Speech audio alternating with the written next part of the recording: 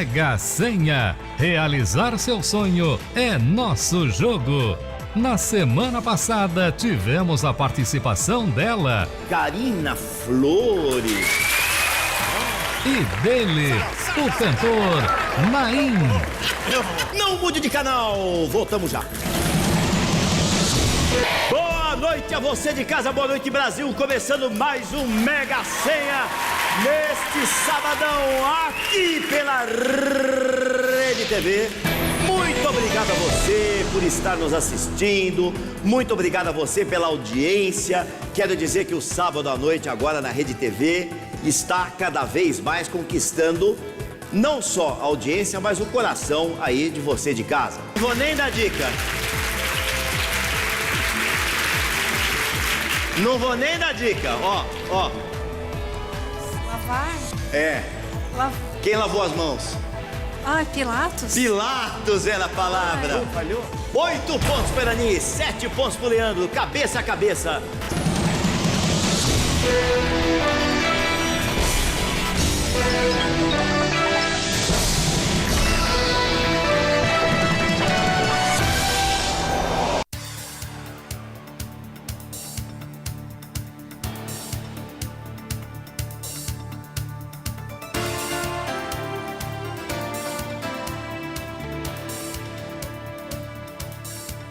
Muito boa noite, meu amigo, minha amiga. Novamente no nosso Ponto de Encontro, nosso programa de todo final de noite. Ponto de Equilíbrio. Você sabe, agora você pode participar diretamente do programa. Acesse o nosso site www.programa.deequilibrio.com.br.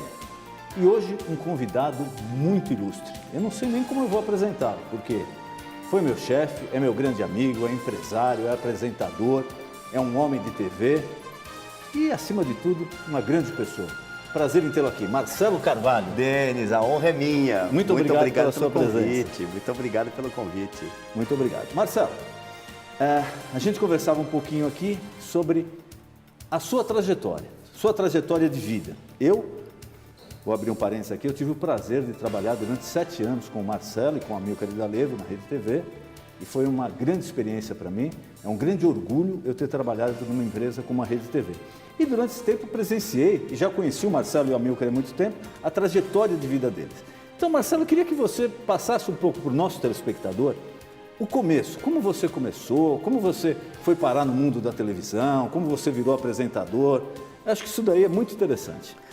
Bom, inicialmente, telespectador, muito obrigado por você estar me recebendo mais uma vez aí na sua casa. Espero que muitos de vocês já tenham me visto no Mega Senha, porque o Denis sabe que eu tenho aqui um emprego duplo. Eu tenho um emprego de dono de televisão e um emprego de apresentador. De apresentador eu não recebo salário, de dono de televisão eu recebo prejuízo. Então eu tô na pior agora. Mas, respondendo a tua pergunta, o Denis, eu sou filho único. Meu pai tinha uma fábrica de vinagre e eu resolvi estudar engenharia de alimentos. E aí eu prestei faculdade e entrei em faculdade de engenharia química, justamente para, na minha cabeça, poder trabalhar na fábrica do meu pai. Ocorre que nesse meio tempo a fábrica de vinagre do meu pai foi pro vinagre. Então, o meu sonho de ser presidente da Fiesp foi por água abaixo. Não teve jeito. O que eu fiz? Eu já estava trabalhando lá um pouquinho, eu sempre gostei dessa parte comercial, né? Eu pegava e olhava, negócio de pedido, custos e tal. E aí, o meu pai me arranjou umas representações. O Brasil, nessa época, estava começando a exportação. Mas muito preliminar, as empresas não tinham tabela em dólar, você pegava o preço em reais, na época não era reais, era cruzeiros. Isso década de 80, né, Marcelo, mais ou menos? Não, isso final da década de 70, final da década de 70. E você pegava o preço em reais, dividia, batia na máquina de escrever com papel carbono uma lista, aí tinha um negócio chamado crédito prêmio, e eu peguei mostruário de diversas fábricas e eu fui vender produtos no exterior, porque realmente a situação em casa ficou complicada. Eu tinha entrado na faculdade, tinha contas para pagar e tal, e fui lá vender, né?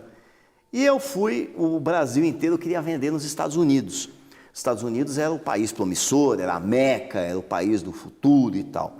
Eu falei, pô, se eu for nos Estados Unidos vai ter muita concorrência. Eu não vou, eu vou para a América Central. E aí eu fui. Eu fiz Panamá, Costa Rica, Nicarágua, El Salvador, República Dominicana e tal. E foi um período riquíssimo da minha vida de experiências. Eu peguei em El Salvador a guerrilha, o hotel que eu estava, que era o Sheraton, foi bombardeado comigo dentro do hotel. Naquela década de 70 e 80, a guerrilha era comum na América Central. Eu tive o bombardeio, não existia telefone celular, não existia ligação direta, fax, DDD, não tinha fax. E minha mãe ficou sabendo através do jornal que ela lia, Estado de São Paulo, que tinha tido um atentado e tinham morrido não sei quantas pessoas lá, e ficou desesperada para falar comigo. 2 dias depois só conseguiu falar comigo, porque não tinha comunicação e tal. E, de fato, no restaurante que eu tinha ido no dia X, no dia seguinte tinha tido esse atentado e morreu todo mundo no restaurante. Metralharam os caras e tal. E o meu hotel foi bombardeado comigo dentro. E se eu disser que eu corri algum risco, é mentira. Eu estava lá, molecão, né, com o meu distribuidor, tomando uísque, e aí, de repente, vai dizer, bum, tararapum, papapapum, papapum, pum. Falei, o que é isso? Ele falou assim, oiga, continuamos a tomar uns tragos. Eu falei, bom, é um conselho. Acabou a luz, e nós ficamos lá no bar da piscina, e papapum, pum, pum, pum, pum, parece festa de São João. Às 2, 3 da manhã, eu me despedi dele, e eu subi pelas escadas até o meu quarto escuro, e eu fui dormir. E no dia seguinte, quando eu acordei, estava tudo cheio de fumaça e polícia e não sei o quê, e foi isso. Bom, enfim, só para contar como foi pitoresca essa época. Mas eu vendia para burro, eu vendia pratos e copos de vidro da Witton, vendia papel higiênico, vendia panela de pressão, e eu vendia também calcinhas e sutiãs. Esse era bem mais divertido. E no mercado virgem, né? Porque no mercado, ninguém, não. Por exemplo, lá em El Salvador, tinha um boinguinho que fazia todos esses países da América Central, e você precisava assinar um formulário isentando o governo de responsabilidade se acontecesse alguma coisa com você. Deve ser mais ou menos como hoje se você resolver ir para o Afeganistão, né? E para onde que é mandado, para que parente que é mandado o seu corpo, se aconteceu alguma coisa com você. Então foi uma loucura, mas não tinha ninguém vendendo, então eu vendi horrores e comecei a ganhar dinheiro na minha vida. Depois dessa minha experiência de venda, me formei em engenharia, mas para vocês terem uma ideia, eu nunca trabalhei um dia como engenheiro. Eu imediatamente prossegui, engatei na carreira de vendas e sempre fui vendendo, vendia lá, depois passou, o mercado interno começou a ter o boom das grandes distribuidoras que compravam volumes muito... Eu sempre gostei de vender volume grande, negócios grandes. Comecei a ganhar dinheiro e tal, e um belo dia eu fui apresentado a um sujeito que tinha começado uma coisa fantástica na televisão, que era o merchandising. E o cara precisava de um gerente de vendas em São Paulo. Quer dizer, aí foi o primeiro passo seu em televisão. E eu apresentado para ele e falou, esse fulano aí, esse moleque aí vende tudo. Vende tudo, até merchandising. Vende tudo, né? E eu falei, mas eu nunca trabalhei com isso e tal. Apesar do meu pai, originalmente, antes de ter a fábrica de vinagre, ele ter sido um homem de marketing. Aí que ele teve a fábrica. Ele nunca foi um industrial na quintessência da palavra. Ele era um cara de marketing, de lançamento de produto. Então, quando jovem, ele foi sócio de agência de publicidade. Ele foi diretor de marketing de empresa. Então, eu tinha uma vivência de marketing. Mas nunca tinha trabalhado em veículo na minha vida. Nunca tinha pisado numa televisão. E esse meu chefe se chamava Jorge Adib, era um sujeito brilhante. Ele tinha iniciado o merchandising na Rede Globo Televisão. Criou uma empresa paralela, que o Dr. Roberto, ele era sócio, aliás, a empresa do Dr. Roberto, e ele era um dos participantes da empresa. Mas, desculpa, acho que isso é importante a gente colocar para o telespectador. O que vem a ser ação de merchandising na televisão? Ação de merchandising é o seguinte, minha amiga, meu amigo, quando você está assistindo uma novela e o sujeito está tomando uma Coca-Cola, aquilo lá é pago, porque se não for pago não aparece a marca. Aliás, está tomando um Guaraná Dolly, né? Exemplo melhor, né? Aparece a marca. Estou dizendo Guaraná Dolly porque a Dolly anuncia mais na RTV do que a Coca-Cola e eu tenho que puxar a brasa para minha sardinha. Eu aqui posso citar marcas. Aliás, seu programa eu já vi, já está cheio, né? Bastante. Então, 6 cotas de patrocínio. A hora que sobrar lá, manda Vem para pra cá, cá. que a gente está começando agora. Você precisa ajudar, né? O senhor já está lotado. Então, a ação de merchandising, toda vez que aparece uma marca, um produto, um serviço na arte da televisão ou do cinema, isso é uma ação de merchandising. E na década de 80, eu já estou na década de 80, esse meu ex-chefe, o Jorge Adib, ele levou essa ideia, esse conceito de se fazer merchandising na programação da Rede Globo. E foi uma coisa fabulosa na minha vida. Porque então, você imagina, eu vendia prato e copo de vidro, aqueles cor de laranja. Papel de higiênico, aquele cor-de-rosa grosso, aquele que eu não vou dizer o atributo dele, mas o senhor imagina qual seja, né? Calcinha de grosa, papel higiênico, aquela que atarracha, só coisa simples. E de repente eu comecei a poder vender projetos de comunicação. Olha, aqui nós vamos ter uma cidade cenográfica, não existia o Projac ainda. A Globo tinha, a cidade cenográfica era num terreno em Guaratiba. Aqui nós vamos montar uma cidade cenográfica. Cidade cenográfica, então a senhora, o senhor que estão me assistindo, é onde eles fazem os cenários das cidadezinhas, das externas. Então quando tem uma rua, muitas vezes não é filmado na rua, aquilo é só a fachada das casas. Então, olha, Fiat, nós vamos montar aqui uma concessionária. Ó, aqui tem a Beth Faria, Saiu de centavos para milhões, projetos elitizados. A Glória Menezes, ela vai pegar e vai usar esse tal automóvel e tal. Pô, eu fiquei louco. Nunca vendi tanto, tão bem, tão feliz e adorei essa vivência. Bom, só teve um problema. Eu sempre tive em mim o bichinho de ser meu próprio patrão. Eu não sei se isso é certo ou se é errado e nem recomendo. Estou dizendo o que aconteceu comigo. Pelo amor de Deus, eu não estou em nenhum momento aconselhando que você faça isso, pelo contrário. Mas eu tinha em mim esse bichinho. Então vendi, chegou uma hora, eu comecei a ganhar bom dinheiro, ter imagina, a Globo no auge. A Globo tinha, para vocês que estão me assistindo hoje, a Globo tem 38% de audiência média. Na época tinha 90%. Quase 3 vezes mais do que hoje. Roque Santeiro tinha 100%.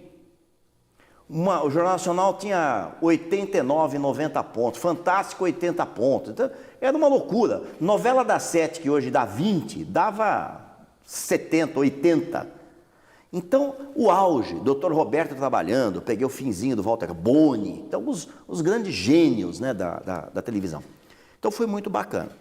Eu peguei aquele gosto, mas chegou uma hora eu falei, pô, eu quero continuar, mas eu não quero ser mais empregado, quero trabalhar para mim mesmo. Calhou que logo em seguida estava começando muito preliminarmente a interatividade no Brasil. E a interatividade não através de internet, porque não existia internet, não tinha. Através do telefone. Então, as pessoas de casa, às vezes, ligavam para determinados números telefônicos para participar da programação. Olha, você opine no nosso programa, você e tal. Famoso 0900. Antes, não existia ainda os números nacionais. Existia um número de lista, um 11, por exemplo, né, que você ligava para a Telesp, ou no Rio de Janeiro, para a Telerge, na época, para participar. E aí e o meu sócio hoje, o Amilcar Idalevo, nos conhecemos e foi realmente um casamento muito legal. Porque ele era um sujeito, era também engenheiro, eu sou engenheiro químico, ele é engenheiro eletrônico, e ele é um sujeito que se especializou justamente em software para comunicação. E eu era um cara de vendas de televisão. Então nós montamos uma empresa chamada TeleTV, e até o nome era muito legal, Tele de telefonia, TV de televisão, que a finalidade dessa empresa era prover recursos de interatividade para as emissões de televisão. Então eu chegava para você, você era, por exemplo, a rede Globo, ou o SBT, ou a Record, ou a Bandeirantes, ou a Manchete, ou a Gazeta. Fala, olha, você quer fazer o teu telespectador participar? Então é o seguinte, eu tenho a máquina, você não precisa fazer nada, e aí nós conseguimos convencer o Sistema Telefônico Nacional a ter um número único, que era o 0900 ou o 0800. No tempo ainda da telefonia no tempo da telefonia analógica, disco. Aquela que demorava para completar. Bom, então, olha, se você tiver um telefone, o seu telespectador, você de casa participa, ou você paga, se é 0900, ou você não paga nada. E a primeira coisa que nós fizemos foi uma votação interativa na escola de samba da Globo, no Carnaval da Rede Globo, para a pessoa dar voto na escola de samba. Então, por exemplo, passava a Mangueira, né? Então o sujeito pegava, entrava lá e falava assim, pô, a Mangueira, nota 8. Aí o sujeito discava 0800, não sei o que lá, 8. Aí Beija-Flor, pô, essa é melhor, nota 9, 0800, sei lá, 9. E o nosso sistema computava esses dados e calculava a nota média. Em termos de tecnologia da época, não existia. Era uma loucura, né? Aparecia, hoje no tempo de internet, você que está me assistindo, parece banal, mas não tinha internet na época. Então, o cara da televisão, o cara tinha, naquele segundo, o que milhares ou centenas de milhares de pessoas haviam opinado. Então foi uma revolução e nós começamos a trabalhar. Essa nossa empresa começou a trabalhar com todas as redes de televisão. Aí houve um determinado momento que apareceu um aplicativo, apareceu um produto, um serviço sensacional que era o 0900 com prêmio. Muito bem, o que era o 0900 com prêmio? Você de casa podia ligar para um programa, vamos dizer para o programa da Hebe Camargo, por exemplo, e responder uma pergunta. Olha, você é contra ou a favor porte de armas? Se você é a favor, ligue 0900 1. Se você é contra, ligue 0900 pararará 2. Registrava todo mundo que ligava, aquelas ligações todas iam para a memória do computador e se escolhia um sujeito, um número telefônico, que concorria a um prêmio, a uma Mercedes, a uma casa, a um apartamento, a um prêmio em dinheiro, em barras de ouro e tal. Não, eu acho importante dizer, uma parte dessa verba também era destinada às filantrópicas, né?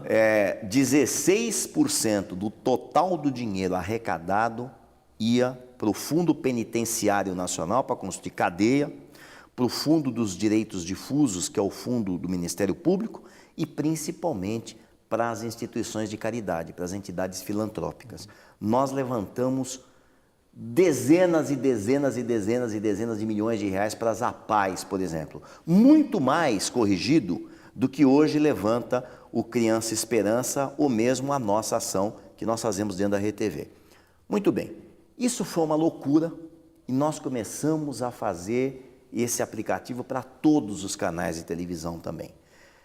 Até que houve um momento que esse negócio parou, porque o Brasil, infelizmente, é um país onde as pessoas são muito apóstolas do fracasso e não do sucesso. Então, quando tem uma coisa, uma iniciativa, o sujeito vai lá e fala, não, mas isso aqui está errado. Então, eles falaram o seguinte, não, mas veja bem, as velhinhas podem ligar sem saber. Só que ninguém falou que no próprio regulamento telefônico, qualquer pessoa que reclamasse, automaticamente o dinheiro de volta. Era devolvido. Lógico. Não, a criança que é surda, muda, pode ligar por engano. Se ela é surda, muda, como é que ela ouviu a propaganda para ligar? Por aí, acabou. Só que ao acabar, nós tínhamos já montado uma produtora.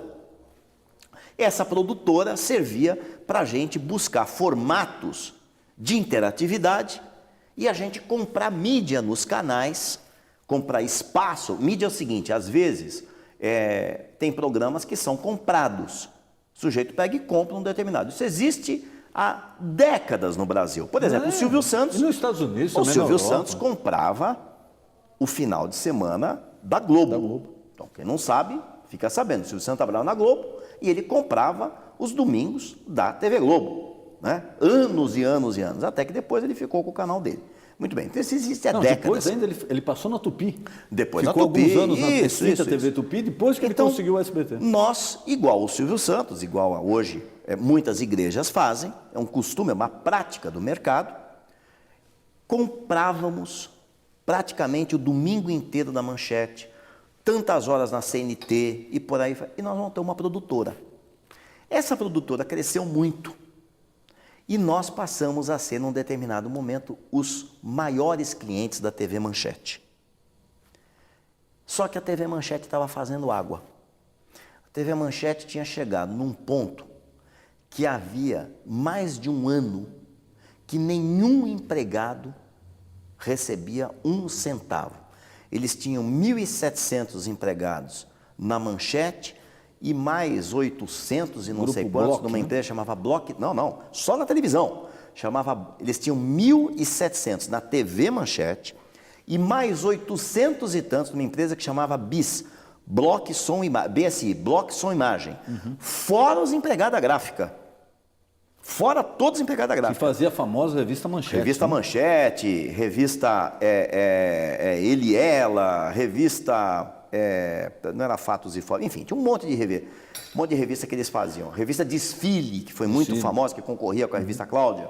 Bom, esses funcionários, para vocês terem uma ideia, fazia um ano praticamente que esses sujeitos tinham parado de receber.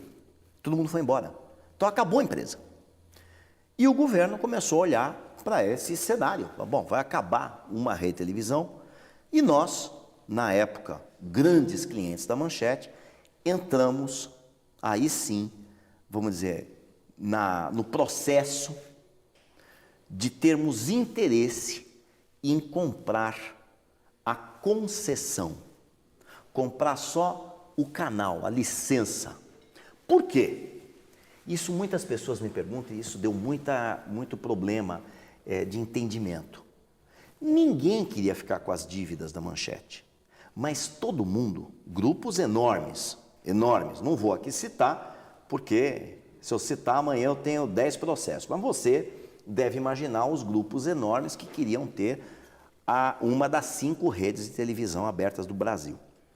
E nós falamos o seguinte, nós também não queremos as dívidas, mas todos os outros grupos queriam os bens, queriam os ativos, que eram os prédios, os estúdios, as câmeras, os equipamentos e principalmente o conteúdo, as novelas, vamos lembrar? Pantanal, Chica da Silva, Dona Beija, Mandacaru, o que seja, milhares e milhares de horas de programação e os estúdios. Porque para quem está meio por fora, não sabe o quanto custa o conteúdo para uma televisão. É um custo enorme. Bilhões ao decorrer de 10 anos. Muito bem. E nós falamos, não. Nós entendemos que há uma dívida, há principalmente uma dívida com os funcionários. Nós não vamos ficar com nada. Nós vamos deixar todo esse patrimônio enorme, para justamente eles poderem pegar e vender e saldar as dívidas. Nós queremos só o canal. E assim foi feito. E nós não ficamos com nenhuma lâmpada. E aí nós começamos a nossa caminhada. Então eu digo que a Rede TV ela não começou do zero. É mentira. Ela começou do -1000. Porque nós tivemos que levantar cada tijolo, cada fio, cada lâmpada, cada câmera. Nós saímos, e com um agravante, hein? Em televisão, você não pode parar. Não, é que nem um avião. Se dá um defeito, você conserta em voo. Não dá para dar o defeito, você vai... É aquilo que é trocar... amigo, tá no meio do Oceano Pacífico. Cai esse negócio aqui. É trocar o pneu do carro com o carro andando. Não dá com o carro andando. Você não pode parar. Não dá. Então, no dia seguinte, nós passamos a alugar estúdios pelo Brasil inteiro. Não tinha estúdio. Alugar câmeras, alugar ar-condicionado, alugar luz, alugar cabo, alugar uma loucura. Eu estou à vontade para falar, porque na época eu trabalhava numa outra emissora, fui presidente de uma outra emissora, e quando vocês entraram no processo de adquirir a concessão, o que corria no mercado, poxa, mas esses caras são malucos. São malucos. Como é que eles não? Isso daí não dá, porque você falou, muita gente de dinheiro interessada na época desistiu do negócio. Porque eles não queriam as dívidas, mas queriam todos os bens. Não, tudo bem, eu vou começar a fazer programa de televisão como? Eu quero o estúdio. Vou passar Pantanal às 8 da noite de novo. Nós não, nada. E assim começou, minha gente, a nossa caminhada. Nós construímos tudo do zero. Então, primeiro fomos para estúdios alugados, depois nós mudamos para uma sede em Alphaville, depois essa sede em Alphaville foi crescendo com um puxadinho, outro puxadinho, outro puxadinho, outro puxadinho, aí nós alugamos um grande galpão embaixo, juntamos um com o outro, e há 4 anos atrás, 3 vai fazer 4 anos atrás, nós mudamos aí sim para uma sede própria, que é o CTD, que é uma maravilha, é a sede mais moderna de televisão do Brasil e das que eu conheço do mundo, que são 50 mil metros quadrados no Cebolão, com o que mais moderno existe de tecnologia no país. Marcelo, E aí, estou aqui. é fácil ser empresário do ramo de radiodifusão no Brasil? Não. Eu te digo, faço a pergunta seguinte. Primeiro, perante os impostos, as taxas, as obrigações. Segundo, perante o mercado publicitário. É fácil hoje em dia você ser dono, usando o linguajar popular, dono de televisão no Brasil? Não. Não. E você que está me ouvindo, agora está dando risada, falar, ah, tá bom, você não é fácil ser dono de televisão no Brasil. Eu vou te explicar por quê e você ao final vai concordar comigo. Em primeiro lugar, vamos para o ambiente Brasil. Está melhorando muito. De fato, depois de uma série de medidas que esse governo tem tomado para simplificar, para melhorar a legislação e tal, tem melhorado. Mas ainda existe um custo Brasil que é muito grande. Elevado, muito elevado. O custo de tributos no Brasil, principalmente tributos sobre folha, que agora o governo mudou. O nosso setor, por exemplo, a partir de 2014, vai mudar a alíquota, enorme. O custo trabalhista é gigantesco. O sujeito, para entrar com uma ação trabalhista injusta contra você, ele pode pedir 10 milhões e se ele não ganhar, nada acontece com ele. Mas você vai demorar 10 anos se defendendo. Nós tivemos funcionários que nunca trabalharam na Rede TV um dia e que os sujeitos entraram com ações de 2, 3, 4, 5, 10 milhões de reais. E nós demoramos 10 anos para vencer. Então, ter uma série, o Brasil, o custo de financiamento do Brasil é um absurdo. É um absurdo. Nos Estados Unidos, você vai num banco com um projeto, olha, aqui é o meu projeto, aqui é a minha carteira de pedidos, eu não sei o quê, e você levanta o capital. No Brasil, é um capitalismo sem capital. Você põe tantas restrições para concessão é o capitalismo de português com lápis de padaria com lápis atrás da orelha. Se você não tiver o teu dinheiro, e aí você faz um pãozinho, você vendeu aquele pãozinho, você deu um lucro. Aí com aquele lucro você junta mais e faz 2 pãezinhos. Aí com aquele lucro você faz 3, 4, 5, um dia você vai fazer 10 milhões de pãezinhos. Você se ferra, porque você vai no banco, o juro é altíssimo, ou não tem crédito. Não tem crédito. E aí acabou teu pãozinho. Só que no caso de televisão não dá para você vender, começar com um pãozinho. Você já tem que começar grande. Você tem que começar com estúdios. Você tem que começar com transmissão nacional. Você tem que começar com um monte de coisa. Então, o custo financeiro, a captação financeira para uma startup, para uma empresa que está começando no Brasil, também é muito difícil. Então, esse é um ponto. O segundo ponto da sua pergunta é ser não empresário no Brasil, ser especificamente dono de televisão aberta no Brasil. É muito difícil. Por que é difícil? Há 30 anos atrás, a TV Globo tinha 90 e tantos % de audiência, do total dos telespectadores ligados. Alguns programas 100%. E ela recebia 100% do dinheiro. Hoje, passados 30 anos, ela não tem nem 40%. E alguns horários tem 20%. E, no entanto, ela recebe muitas vezes muito mais que isso. 70%, 80%, 90%, até 100% do dinheiro dos clientes. A televisão é paga pelos clientes. Você de casa não paga nada pela televisão aberta. Ela é gratuita. Para você ter um canal a cabo, você tem que pagar. Mas para você assistir a Luciana Gimenez, o Silvio Santos, o Ratinho, o futebol na Band, o que seja, você não paga nada. Você põe sua anteninha e você recebe de graça. Quem paga a nossa conta? Os anunciantes que compram publicidade. Você imagina que se um canal recebe muito, muito mais do que a audiência dele, os outros recebem pouco, recebem menos. Por que ele recebe muito? Porque há uma tradição. Antigamente, o sujeito, ele anunciava só na Globo e estava bom. Acabou. Eu tenho uma emissora que cobre 100 por 90% dos caras, eu vou errar por quê? Só que hoje não. Hoje em todos os canais existem programas que as pessoas assistem e comentam. E comento muito. Nos Estados Unidos existem centenas de canais. E cada um vai ter, como diz o popular, cada um no seu quadrado. Ora, você imagine o que é no Brasil para você ser dono de uma estrutura que a minha câmera custa a mesma coisa que a câmera da Globo. O meu transmissor, a mesma coisa que o transmissor da Globo. O custo do satélite? O satélite é a mesma coisa que o da Globo. O meu cameraman é o mesmo salário do da Globo. O metro quadrado é a mesma coisa, tudo igual, energia elétrica, tudo. Só que é o seguinte, a grosso modo, 20% só do dinheiro restante fica para nós, para Bandeirantes, para SBT e para Record. Então 4 ficam com pouco. Está mudando? Está mudando. Hoje, cada vez mais, grandes agências e grandes clientes têm distribuído a sua verba melhor. E a gente acredita que nos próximos 5 anos, esse sistema vai mudar totalmente. Até porque você tem anunciantes que não tinham dinheiro para anunciar na Rede Globo, porque eles não tinham, anunciantes pequenos, e os camaradas fizeram propaganda só nos canais menores e viraram líderes de mercado. O Guaraná Dolly, por exemplo, imagina você, esse sujeito, ele começou, era uma empresa pequena, nacional, 100% brasileira, e ele não tinha dinheiro para anunciar na Globo, porque um comercial custa 600 mil reais, 500 mil reais, não tinha dinheiro. Então ele foi na Rede TV e falou, vou anunciar aí. Foi no SBT, falou, vou anunciar aí, que é mais barato. Acreditou no projeto. Muito bem. O sujeito, por uma recente pesquisa do Meio e Mensagem, que é um jornal praticamente oficial, né? Não é oficial, mas vamos dizer, é um jornal muito crível, muito acreditado no nosso meio. Por recente pesquisa, ele foi a marca número 1 lembrada e a número 2 querida. Olha que loucura.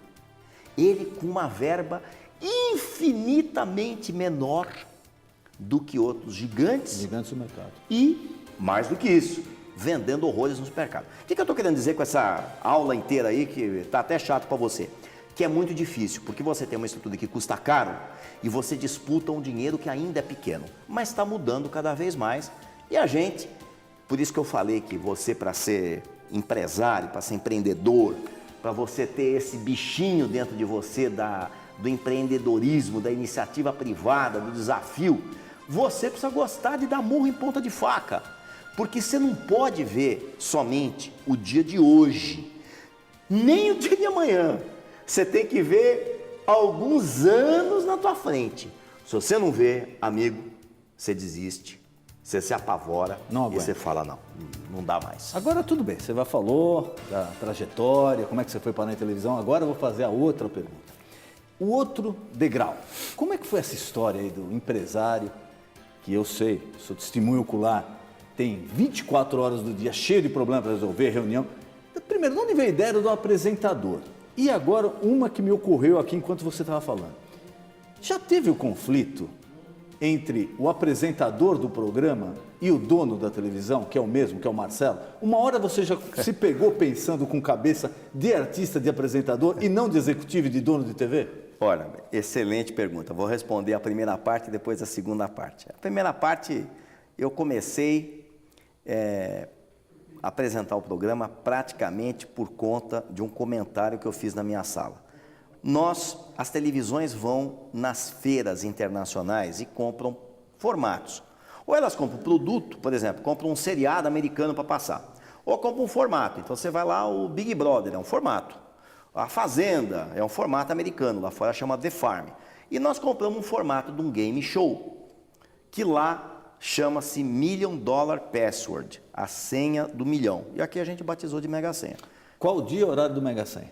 Sábados, às 11 horas da noite, não perca, estou te esperando lá. Você que está vendo aqui agora, não é que eu estou no Mega Senha, ele ainda não me convidou, vai me convidar. Ele que está aqui no Ponto de Equilíbrio, mas o Mega Senha é todo sábado? Todo sábado às 11 horas da noite, não perca a Mega Senha em Rede Nacional de Televisão, pela Rede TV. Você, inclusive, pode assistir ao Teste de Fidelidade com o João Kleber, que é o programa mais engraçado da televisão brasileira, a primeira parte, o Mega Senha, e depois a segunda parte do Teste de Fidelidade, que é engraçadíssimo. Aliás, você que antigamente pegava o seu DVD na locadora porque não tinha opção, Ou você ia pegar e sair com a sua namorada aí, dar uma volta no bairro, comer um sanduíche e jogar palitinho com os amigos.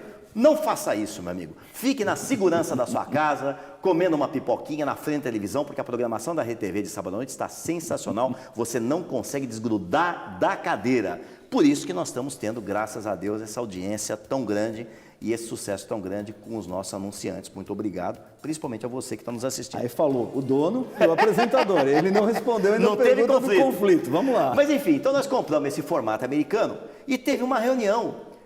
Bom, quem que vai apresentar o programa? E começar a levantar nova. Fulano de tal, qual é o salário? Esse aí é 100 mil reais. Quanto? 100 mil. E esse daqui? Mas esse aqui é 80 mil. Esse aqui é 200 mil. Esse aqui é não sei o quê. Eu falei, escuta, eu faço de graça. E acabou a reunião. Muito bem. 3 meses se passaram, chegou o camarada para mim da cenografia e falou, senhor Marcelo, o cenário do senhor está pronto. Eu falei, que cenário do senhor? Do programa do senhor que o senhor vai apresentar. Eu falei, não, mas eu estava brincando. Não, então quem que vai apresentar? E aí eu gravei um piloto, eu e a Luciana Gimenez. E foi o pior piloto da televisão brasileira jamais feito. Eu nunca vi uma coisa tão ruim. Eu assisti e falei, nossa, mas que esse careca é chato, que coisa horrível, Deus me livre, tal. Aí eu, como eu sou um cara insistente, eu falei, não, mas tá tão ruim, mas eu vi como tá ruim, eu gravo outro. Eu gravei um segundo, ficou mais ou menos. E o terceiro, não deve ter ficado tão ruim, foi pro ar.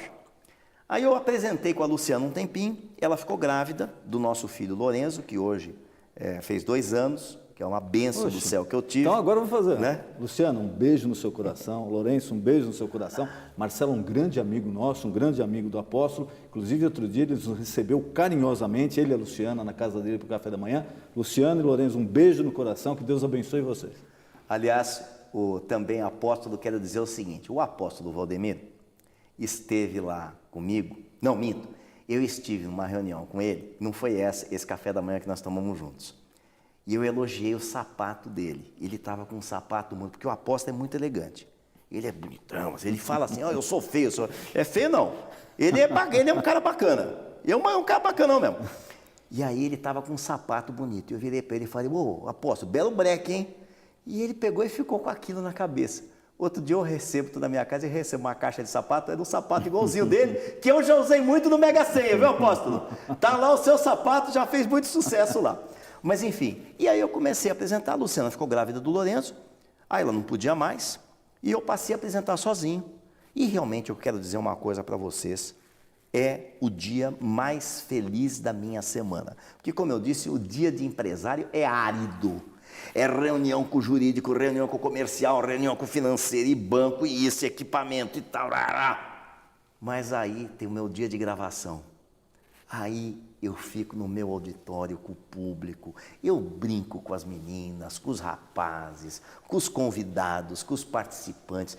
Eu adoro gravar. É o meu dia. Olha, a gente compreende o Silvio Santos, que é um sujeito admirabilíssimo, conheço pessoalmente ele, a esposa, as filhas, são umas queridas, eu compreendo ele, com mais de 80 anos, continuar, não precisa do dinheiro, né? Continuar no batente, porque faz bem para ele, e vou dizer, faz um bem para mim, é uma energia tão boa, você está com aquelas 300 pessoas do teu lado, vibrando, gritando e tal, e eu dou tanta risada, o programa é tão engraçado, eu dou tanta risada, eu me divirto tanto apresentando, e quero dizer o seguinte, aquilo lá sou eu, eu não uso ponto é um negocinho que os apresentadores usam aqui, que o diretor está lá em cima e fica cochichando para ele não ver, eu não uso ponto, eu não leio TP são umas letrinhas que ficam aqui na frente, que o sujeito fica lendo. Ou Dália é uma cartolina que levanta e está escrito lá o que você tem que falar. Eu não uso TP, não tenho ponto e não uso Dália. E ninguém pode reclamar, né? Porque reclamar com o dono também acabou. Não pode. Não, pode. Não tem jeito. Olha, mas, hein? Veja bem, além de não ter salário, que se Deus quiser eu vou ter algum ainda, eu não tenho camarim, não tenho maquiador. Aliás, eu tenho um maquiador lá do pool, que aliás é ótimo, o Johnny é um sensacional, o Johnny, e não tenho figurinista. Eu passo a mão no meu terno, no meu guarda-roupa, minhas camisas no meu guarda-roupa, minhas gravatas e tal, e vou, na véspera eu deixo separadinho lá em cima de um puff no meu closet, e vou apresentar o programa. E eu me divirto, eu adoro. Agora, quanto à segunda pergunta do Denis, ele me perguntou se havia algum conflito entre o apresentador e o dono. Porque quando é o dono, né? Aquela história. Quando é o dono e vem um pedido lá, precisa de uma verba para isso, para aquilo.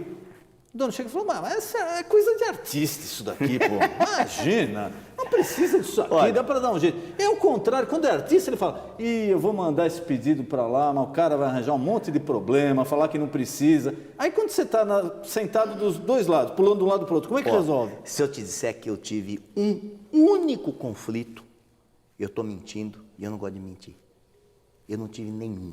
O que eu tenho é uma experiência riquíssima de saber o que acontece no outro lado. Então, por exemplo, quando tem um sujeito malandro, o cara que trabalha um pouquinho menos, o setor que trabalha um pouquinho menos, a plateia que está desorganizada, então eu estou lá quietinho, eu estou de butuca com tudo. Aí depois eu termino o programa, eu subo e falo assim, vem cá, quem que é o cara que cuida de tal coisa? É fulano de tal. É tal coisa não Aqui você está no chão da fábrica, né? Tá vendo? Tal coisa não está funcionando bem, não. Chama o cara aqui, vamos falar com ele. Então, quem que é o diretor que cuida do cara? Aí é problema. Então, conflito não. Só satisfação, só prazer. Olha, uma experiência muito gratificante e estamos aí procurando. Eu acho que o Mega Sena ele tem que ter temporadas, como é nos Estados Unidos, e tem que ter outro game show que faça o intercâmbio com ele. Ou em outro dia ou no mesmo dia. Então, estamos procurando, estamos conversando com vários formatos. Quem sabe você aí vai ter aí uma surpresa nos próximos meses aí na RTV. E é um programa, Marcelo, que hoje em dia no Brasil, infelizmente eu falo isso, eu já tenho 20 anos de televisão e já vi muita coisa, passei por muita coisa, e esse programa é um programa que ele se perdeu no Brasil, o tipo dele, e agora está sendo resgatado. É um programa voltado para a família, que pode sentar lá o esposo, a esposa, os filhos. Não tem baixaria. Exatamente. Qual a palavra? É divertido. É muito legal ver isso daí. Eu parto do princípio seguinte, a televisão hoje, ela é cada vez mais assistida pelo povão. Cada vez mais. Porque o sujeito que é muito rico, ele pega e ele vai sair para jantar fora, o jovem vai para balada e tal. É aquele povão que teve uma semana dura, que ele não conseguiu, sabe, ter exatamente todo aquele sucesso que ele gostaria de ter, que teve problema com o filho, em casa, com o patrão. Então, o que ele quer no sábado à noite? Ele quer encostar na poltrona, lá no sofá, na cadeira, no puff e tal, e ele quer se divertir. Então é isso que a gente leva diversão. Eu fico contente, por exemplo, eu adoro assistir aquele jogo dos pontinhos do Silvio Santos no domingo. Eu adoro, eu acho aquilo espetáculo, porque eu morro da risada. Como eu gosto também do programa do Datena, aquele do buraco que cai, acho que é Quem Fica em Pé, chama. Fica em Pé. Então, é engraçado, é uma bobagem. Aí outro dia me falaram, você não pode falar isso, tem que falar que você gosta de um programa mais sofisticado. Eu gosto de assistir o jogo dos pontinhos. Eu gosto de assistir o Mega Sena, eu não assisto todo final de semana, porque normalmente sábado à noite eu estou cozinhando. Porque eu gosto de cozinhar e eu cozinho bem tarde. Essa é outra faceta do Marcelo, que vocês não sabem, eu já tive o prazer de provar, né? Mas é um cozinheiro de mão cheia, a nível internacional. Realmente, minha filha fala até hoje de um risoto que ela comeu lá com a gente na Rede TV, que você fez maravilhoso. Aqui o Marcelo, cozinheiro de mão cheia. Eu só tenho uma frustração na minha vida, que é o seguinte, eu realmente cozinhar para mim é um hobby maravilhoso, é uma coisa que congrega as pessoas. Então, meus filhos, a gente cozinha todo mundo em volta e conversando, um rala o queijo, estou fazendo macarrão, um rala o queijo, o outro descasca o tomate, o outro corta a cebola e tal. É uma coisa, quando estou com um amigo junto, toma um pedaço de queijo e tal, de pão, é muito gostoso. Eu só tenho uma queixa. A Luciana Gimenez, minha esposa, a dieta dela, para ela se manter nessa forma, que não é a minha, com esse meu corpinho aqui de Maradona, depois que parou de jogar futebol. A dieta da minha mulher eu vou dar para você agora em exclusiva. Ela come o seguinte, água, ar e isopor. Como isopor não dá para mastigar, é água e ar. Então você imagina, eu gosto de fazer risoto, gosto de fazer massa, gosto de fazer ossobuco, gosto de fazer aquelas carnes refogadas, aquela coisa pulenta, né? Então meus pratos não têm a menor aderência no meu matrimônio. Não tem jeito. Marcelo, uma pergunta que todo mundo de mídia se faz. Como você acha que se comportará o mercado publicitário nos próximos anos e como vai ser a convivência da televisão com as outras mídias eletrônicas, internet, TV satélite, cabo, caixinha? Como é que você acha que o mercado vai se comportar? Olha, isso é uma grande preocupação, não do mercado brasileiro, é uma preocupação do mundo inteiro, né? Qual é a nossa opinião, nossa Rede TV? Primeiro, a Rede TV ela tem um DNA tecnológico já. O Amilcar, meu sócio, como eu expliquei, ele veio de tecnologia. A Tecnet, que é uma empresa dele, ela tem um setor aí que produz tecnologia para a televisão, e dentro da televisão nós temos um setor que produz tecnologia para nós próprios. Nós somos praticamente autossuficientes em tecnologia e inovadores. Nós somos a primeira televisão a transmitir 100% em HD, como você sabe, você estava lá. Nós somos a primeira televisão e a única no Brasil a transmitir 100% em 3D. Se você, por acaso de casa, tem uma televisão dessas modernas, LCD 3D, que vem com aquele óculos, você pega e põe o seu óculos e você pode assistir a programação inteira da Rede TV no canal 9.2 em 3 dimensões. Coisa fantástica. Você vai me ver que eu sou em 3 dimensões, eu consigo ser até mais feio do que eu sou em 2 dimensões. Mas voltando à pergunta, essa questão está todo mundo pensando. Qual é a nossa visão? A nossa visão é multitela. Não vai matar nada. Da mesma maneira que quando ocorreu a televisão, as pessoas preconizaram que o cinema iria acabar e nunca houve tanta bilheteria de cinema como hoje há no mundo, não é no Brasil, no mundo. Da mesma maneira, a televisão é esse seu aparelho aí que o senhor e a senhora está nos assistindo. Esse aparelho que está aí na sua sala e tem várias pessoas sentadas em volta. Esse aparelho vai continuar existindo. Ele vai ser um aparelho muito mais inteligente, você vai poder comprar produto, você vai poder participar de enquetes, graças a Deus, a audiência vai ser medida exatamente, porque você vai ter a volta, você vai saber exatamente quanto cada pessoa está assistindo e o que. Não vai ter dúvidas quanto à medição de audiência. Mas, além disso, o que é um multitela? Os meus filhos, eles assistem televisão aqui, o iPad está nessa mão, o iPhone ou o Android, o que seja, está nessa mão, o computador está ligado aqui, e nós temos que entender que nós somos fornecedores de conteúdo. A gente fornece informação, diversão, entretenimento, notícia, esporte, isso. E isso é o seu bem, isso é o seu patrimônio. O seu patrimônio é o conteúdo, é aquilo que você dá que diverte as pessoas. Não é a antena que você tem que passa o sinal do canal 9 VHF ou do canal não sei o quê, não. Esse conteúdo, ele vai estar distribuído de tudo que é jeito. Ele vai estar no iPad, ele vai estar on demand, ele vai estar no YouTube. Então, hoje eu tive uma reunião na Rede TV, nós temos pegadinhas que já tiveram 25 milhões de views no YouTube. Nós, Rede TV. Uma população da Argentina. Então agora nós estamos estreando o nosso canal no YouTube, que vai ter um canal grande e vai ter os subcanais. Então vai ter um canal chamado o canal do Te Peguei, vai ter um canal do Teste Fidelidade, o canal do Melhor da Jimenez e por aí vai. Então você tem conteúdo, você precisa estar preparado, ser digital para distribuir o conteúdo de tudo que é jeito. Agora, se você não tem conteúdo, se você é só uma retransmissora, você não fabrica nada, você só tem aquilo lá, e o teu patrimônio é aquela antena que você tem que retransmitir, você está quebrado. Até logo, não vai valer nada. Marcelo, o tempo voou, nosso programa está terminando. Eu queria te colocar as nossas câmeras à disposição para suas considerações finais. Fique à vontade e queria te agradecer também. Olha, eu queria retribuir aí o agradecimento, dizendo que o Denis Munhoz, nós trabalhamos juntos e nós somos grandes amigos, uma pessoa maravilhosa.